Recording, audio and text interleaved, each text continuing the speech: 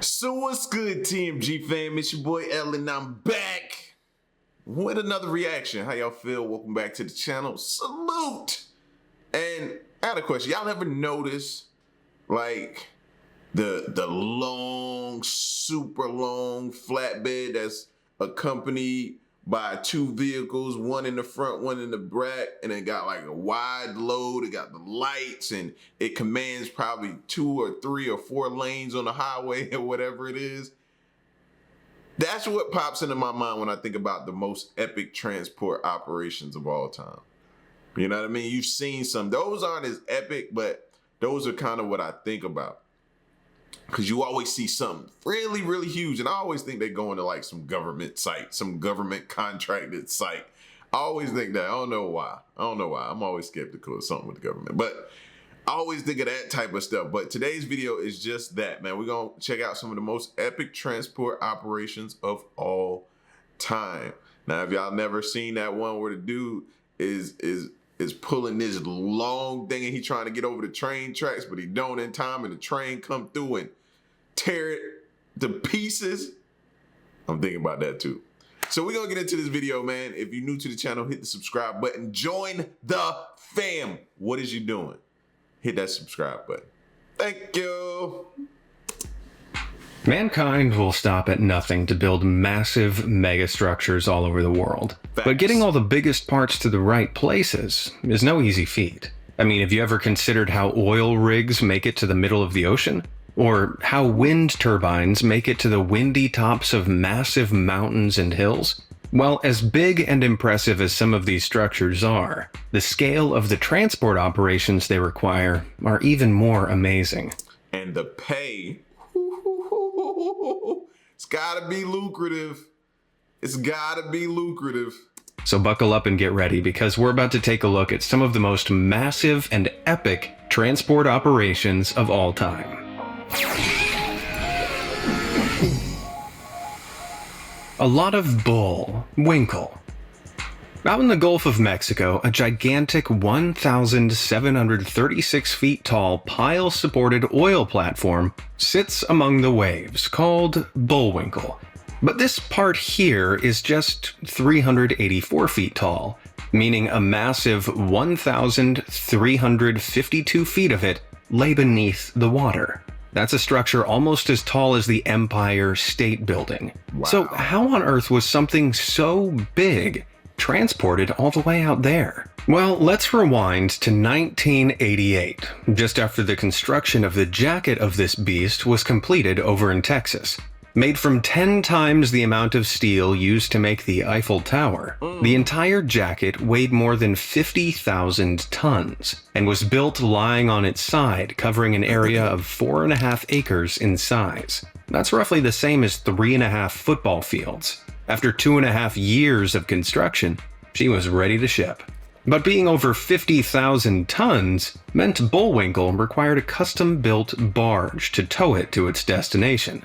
At 853 feet, it was the largest barge ever constructed. But even then, it took operators 5 grueling days to winch the jacket onto the barge inch by inch. Finally, it was ready to make its journey from the tip of Texas through the Corpus Christi ship channel and over 380 miles off to the Gulf of Mexico. Once it reached its destination, Bullwinkle was launched off the barge in less than 90 seconds and floated into position. Then operators manually activated the hydraulic system, opening the flood valves, filling the hollow legs with water, and sinking Bullwinkle 1,350 feet to its final position on the ocean floor. Wow. The The final deck sections were added to the 15 feet of visible framework poking above the water, and the operation was deemed a huge success. Be honest, did any of y'all know how that stuff came to be out there, how it ever was constructed? I always wanted to know. And it definitely lived up to expectations, bro. That's crazy, the amount of time, detail, and attention that has to go into getting that exactly right. And it's got to be exactly. All up, the effort cost around $500 million, which is about $1.3 billion today. Or would that be bullion? Yeah, I'll see myself out for that one. Please. Now, I'd like to take a moment to thank our sponsor for making... Please. Yeah, he always be coming through with the, sketchy jokes. Here we go. I got us, y'all. Spar platform. Now, as big as Bullwinkle is, it's got some hefty competition sailing over the horizon, literally. This is the Asta Handstein, the largest spar platform in the entire world. Unlike the Bullwinkle's design, spar platforms use a gigantic buoyant cylinder to support a topside deck, which means they're less affected by powerful winds, waves, and currents. At 164 feet in diameter and 656 feet long, this behemoth weighed in at more than 50,000 tons. For perspective, in length alone, this thing's as long as the height of 2 Statues of Liberty stacked on top of one another. At that size, and being oddly shaped, there was only one ship up to the task of transporting this rig 16,700 miles from its construction site in Korea to the oil fields of Norway, the Dockwise Vanguard. Now owned by Boskalis, these semi-submersible heavy transport vessels are more than 900 feet long and almost 230 feet wide. And they're able to carry up to 123,000 tons of cargo, thanks to a little trick hidden up their sleeves. Their decks can drop almost 90 feet beneath the water's surface, allowing them to scoot under the super heavy cargo and lift it aboard. And because it's a bowless vessel, it can fit all manner of oddly shaped cargo on its deck, perfect for this incredibly angular load. After nearly 2 months at sea, traveling at a top speed of just 15 miles per hour, the Asta reached its destination in the Norwegian fjords. From here, it was towed into position and filled with almost 11 million gallons of water to carefully sink it into place. I'm almost sad to see it go. I guess all that's left is to say, hasta la vista, baby. Big blade boat. If you've ever seen a wind turbine, it's probably been from quite far away, making these renewable energy generators seem kinda small when they're dotted all over a hillside. In reality though, these massive structures can reach over 250 feet high, making many of them taller than a 20-story building. And the specially designed blades attached to these towers aren't small either.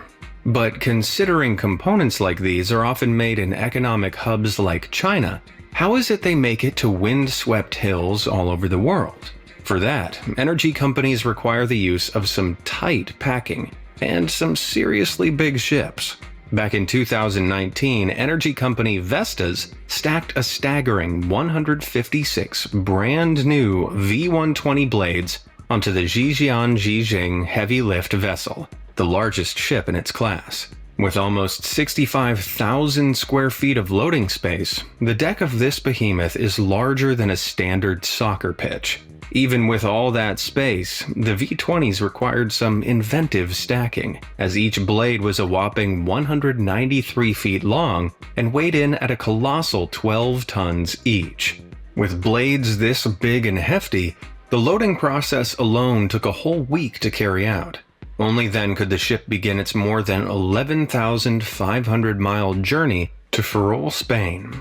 But to ensure its cargo remained stable and secure, it could only travel at a top speed of 10 knots, just 11 miles per hour.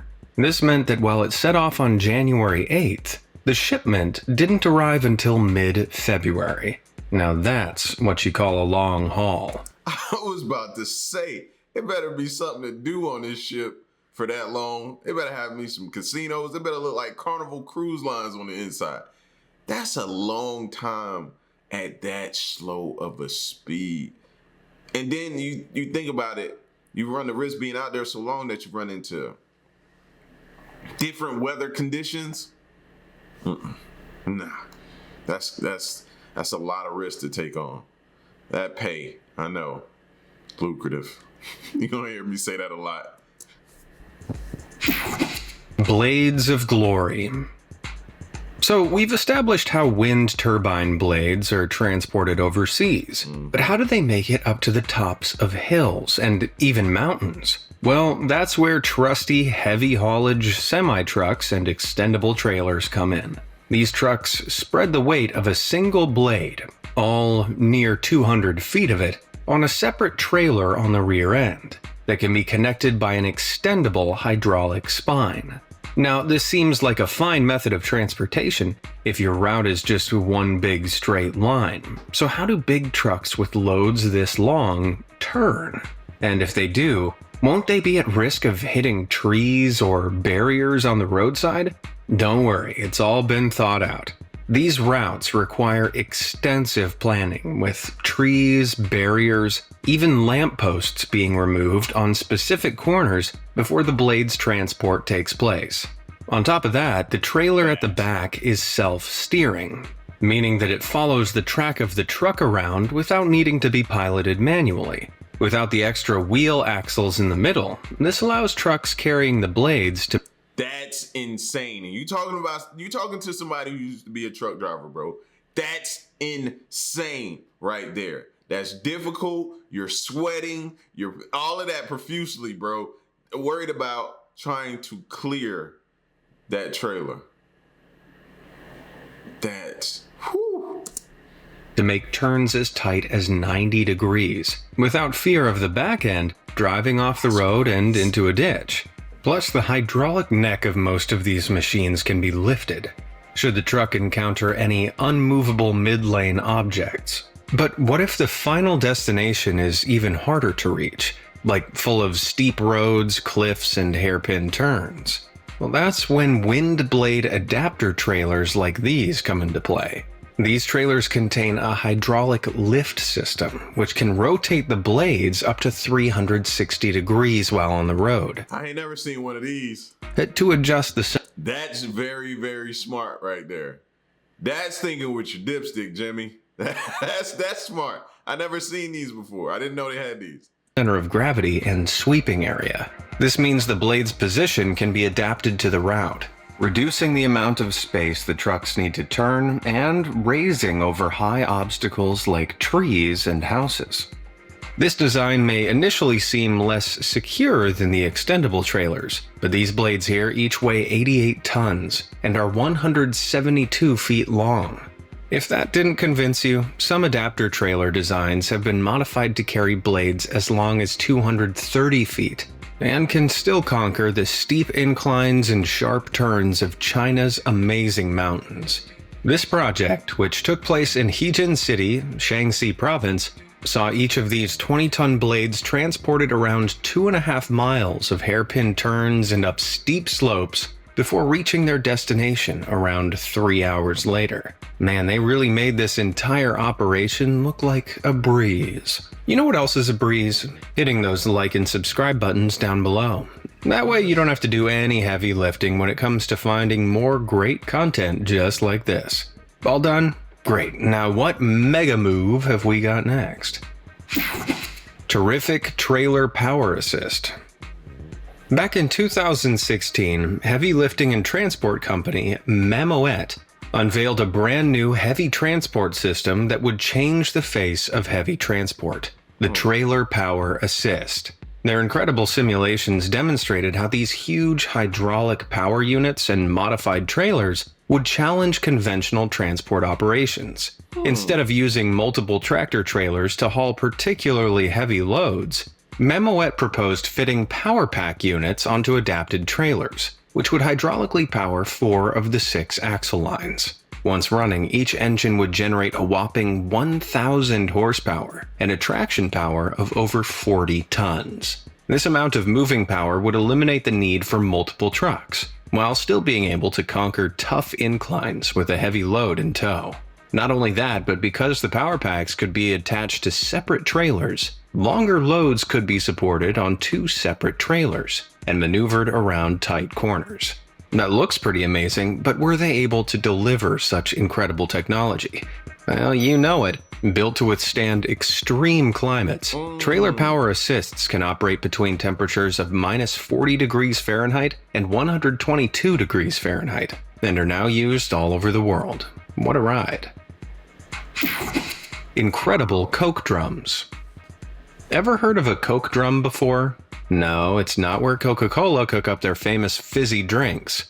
Coke drums are gigantic vessels that use heat and pressure to refine complex hydrocarbons into lighter, more useful products, such as gasoline. They're used in oil refineries all over the world, and as you can probably imagine, moving them is no easy feat. Back in 2006, 4 Coke drums, each weighing a whopping 455 tons, had to be moved across Canada, using only suitable roadways, from Edmonton to Alberta. Like traveling 480 miles with cargo that heavy wasn't enough already, their transport window was also in winter, meaning they were contending with temperatures as low as minus 31 degrees Fahrenheit. So they'd be dealing with frosty roads and... See, that's some ice road trucker stuff right there, fam. I don't, no. It's life first. I cherish my life. Black ice as well. But it was no problem for the guys over at Mammoet Heavy Lifting. The drums were transported in pairs aboard a convey system that was over 650 feet long, 32 feet wide, and 40 feet high. This meant a significant part of the job was to scout and prepare the road, with several utility companies lifting power lines, turning traffic lights, and controlling traffic. Traveling at less than 20 miles per hour, the 2 trucks covered the route in 2-day intervals to limit the impact on highway traffic. It was a grueling process, with a one-way trip taking 5 days before the convoy returned for the second set of drums. Now that's one hell of a round trip. Mega magnet. Scientists these days use some of the most advanced and biggest equipment out there to help us understand the world we live in, like the muon G2. This particle physics experiment in Illinois manipulates magnetic forces to help uncover the existence of brand new particles. But they're not playing around with regular magnets. The muon G2 uses this colossal 50-ton electromagnet, which is a humongous 50 feet in diameter. As huge as it looks, its move in 2013 came with an even bigger catch. It had been made and installed in the Brookhaven National Laboratory, New York, but the research was being continued in Illinois. And because the massive magnet was made of a single unit, to give it an exceptionally symmetrical magnetic field, it couldn't be broken apart for transport. Luckily, it was only going to Brookhaven, a mere, 891 miles away.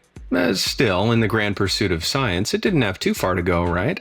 Actually, they decided against having to vet and clear nearly 900 miles of road of obstacles like trees and lampposts, and decided it would be easier to make most of the journey by barge. Though getting it to and from the ports still required some serious horsepower on both ends. Using a specially adapted flatbed truck and a 45-ton metal apparatus keeping the electromagnet as flat as possible, the magnet was carefully lifted on and the journey was underway.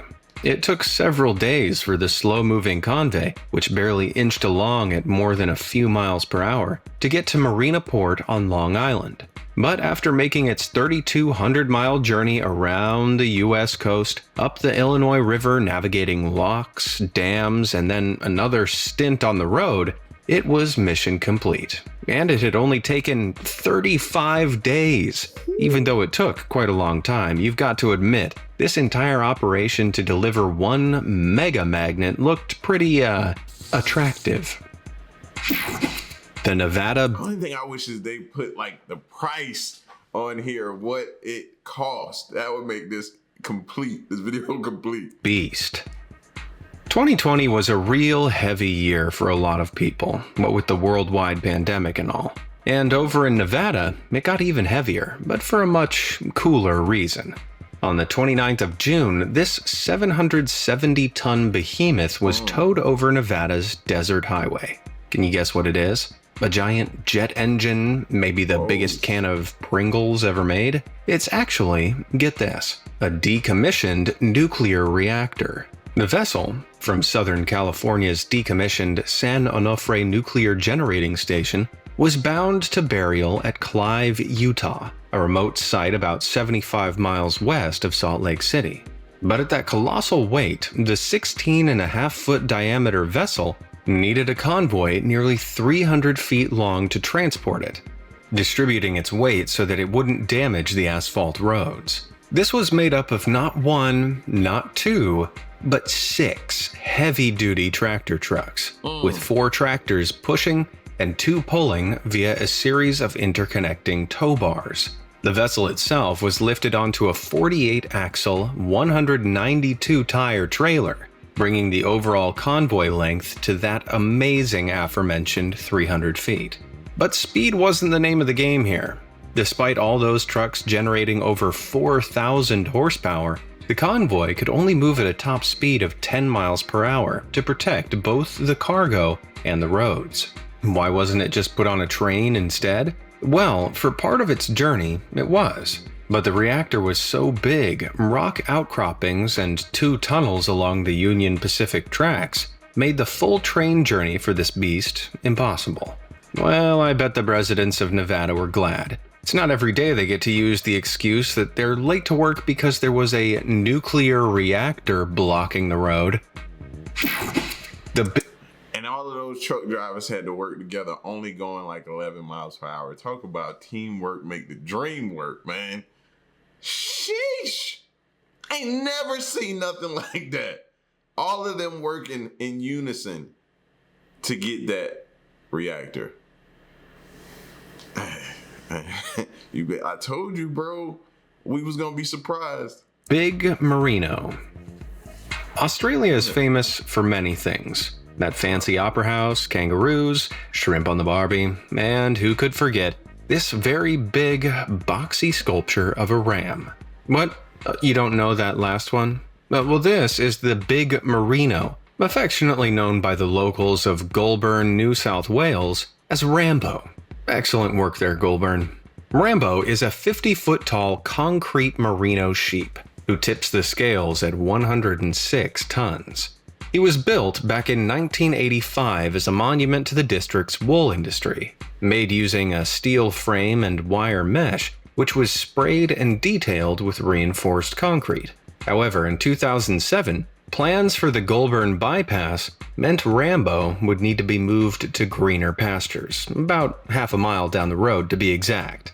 But even though Rambo wasn't going far, moving him wasn't an easy task. First, the concrete casing around Rambo's steel legs was removed and cut, allowing a specially made steel frame to be jacked underneath him. This created enough space for a 93-ton transporter trailer and tractor unit to be reversed in under him.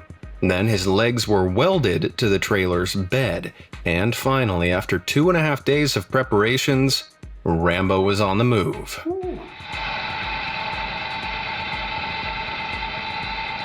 Even with more than... Definitely can't go fast with that. You've been the wrong curve too fast. It's over. It's tipping you all the way over. 96 wheels and 620 horsepower.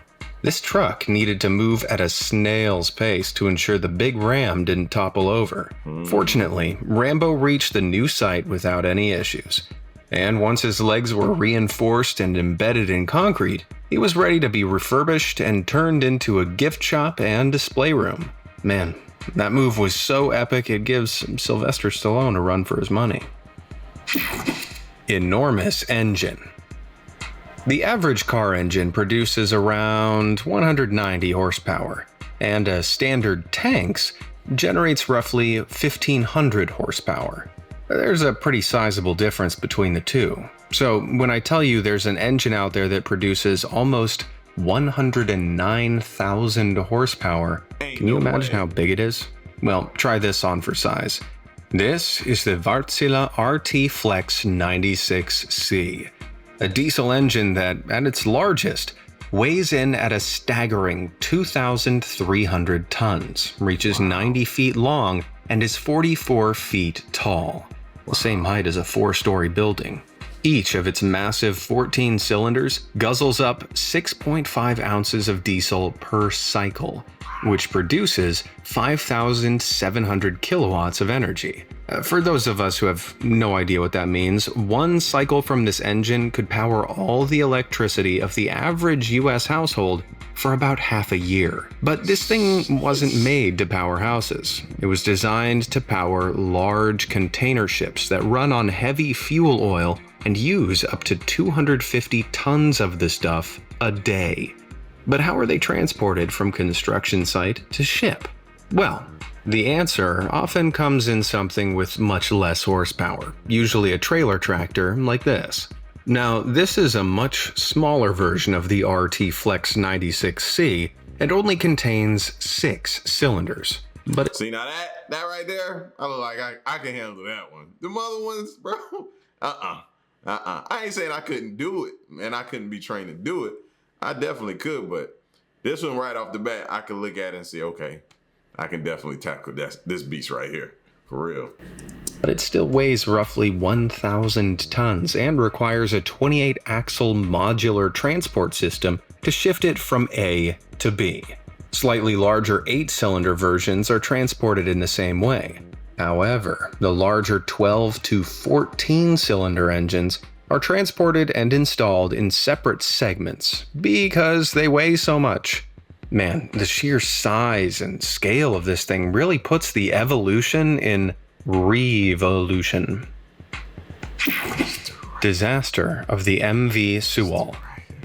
On the 16th of April, 2014, one of the deadliest ferry disasters in modern history unfolded on the shores of South Korea.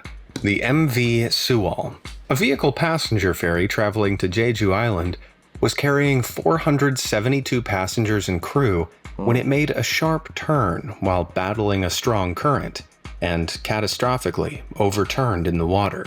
There were just 172 survivors, and horrifically, 250 of those lost were school children. An investigation later uncovered that the ship had been illegally overloaded, with the amount of cargo packed on board breaching twice the legal limit, and most of it hadn't been properly secured. To compensate for this, the ferry had drained its ballast tanks, the water which provides stability and maneuverability to vessels during a voyage. But they drained them so much, there was little over a quarter left of what they needed to provide adequate stability.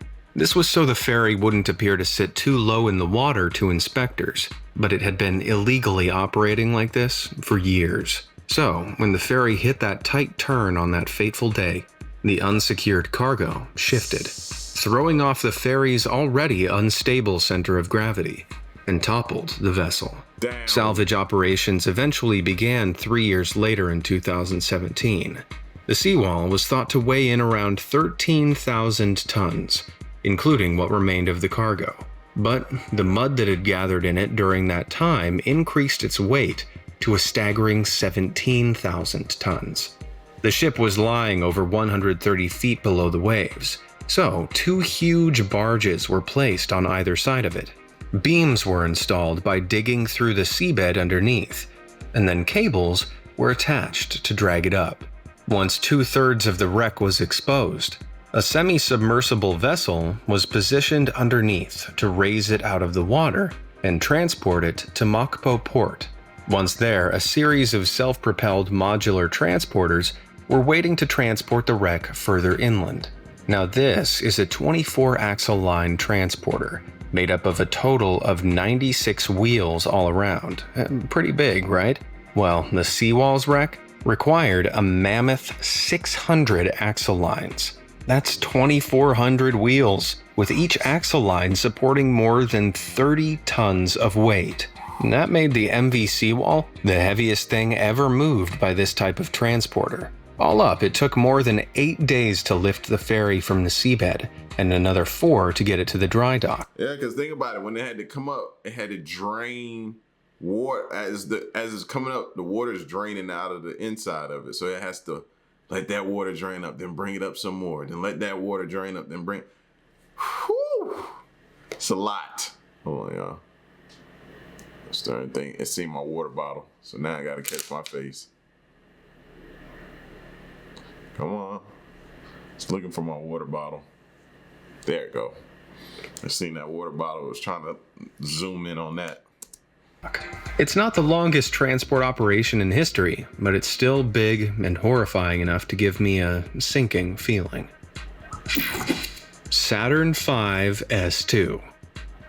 Now we're about to jump back in time to 1967, right at the critical point of the space race.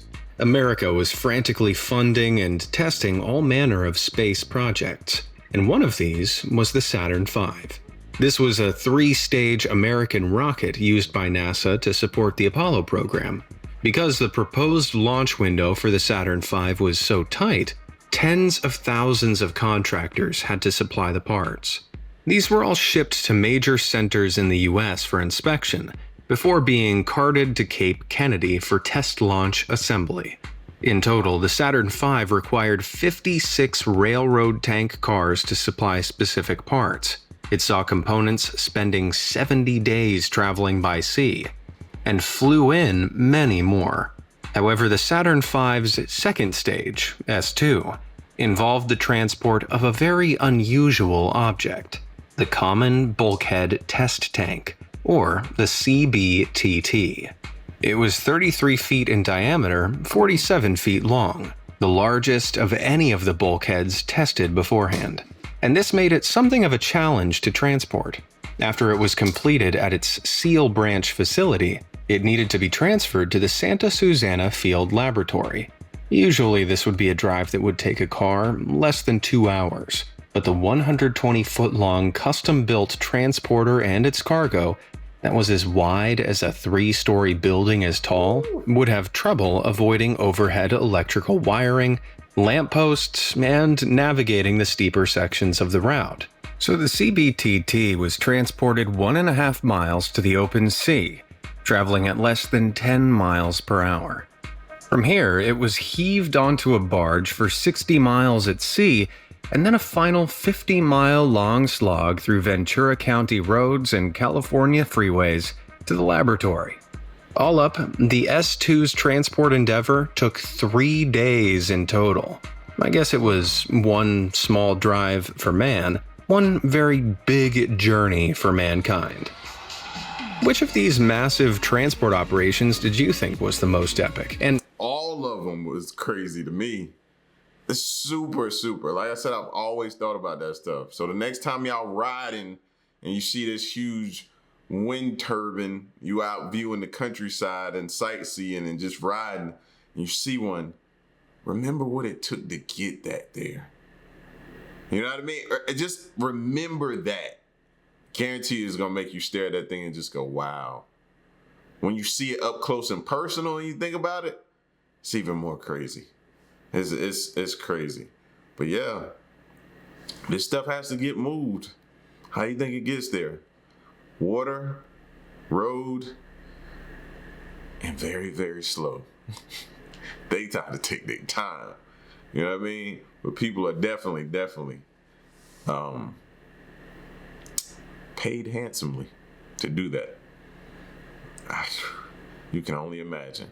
And if y'all know, put some of the prices y'all heard that people were paid, the amounts, in the comment section.